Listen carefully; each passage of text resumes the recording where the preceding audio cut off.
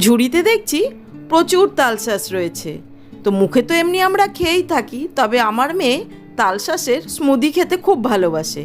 তো ভাবলাম ওকে আজকে সেটাই বানিয়ে দিই, আর আজকে সেই রেসিপিটাই আপনাদের সাথে শেয়ার করছি।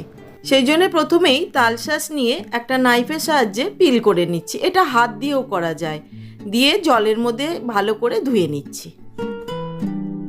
এবার তালশাঁস জলের থেকে তুলে কুচি কুচি করে কেটে নিচ্ছি।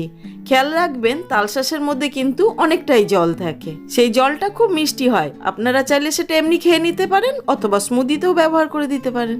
এবার কুচি করে রাখা তালশাঁসটা মিক্সার জারের মধ্যে দিয়ে দিচ্ছি, তার সাথে দিয়ে দিচ্ছি তালের গুড় আর দিয়ে দিচ্ছি ঠান্ডা দুধ। এবার একটা স্মুথ পেস্ট বানিয়ে নিচ্ছি। এবার একটা মেসেঞ্জারের মধ্যে দিয়ে দিচ্ছি ভিজিয়ে রাখা চিয়া সিড, তৈরি করে নেওয়া তালশাঁসের পেস্ট আর ঠান্ডা দুধ। আমি এখানে তাল পাটালি বা তালের গুড় ব্যবহার করেছি, আপনারা চাইলে চিনি ব্যবহার করতে পারেন। ব্যাস রেডি তালশাঁসের স্মুদি। আমি ওপর থেকে কুচি করে রাখা অল্প একটু তালশাঁস দিয়ে দিলাম আর একটুখানি চিয়া সিড দিয়ে গার্নিশ করে দিলাম। মেয়ের গলার অবস্থা ঠিক নেই বলে আমি আর বরফ ব্যবহার করলাম না, তবে আপনারা অবশ্যই ব্যবহার করবেন।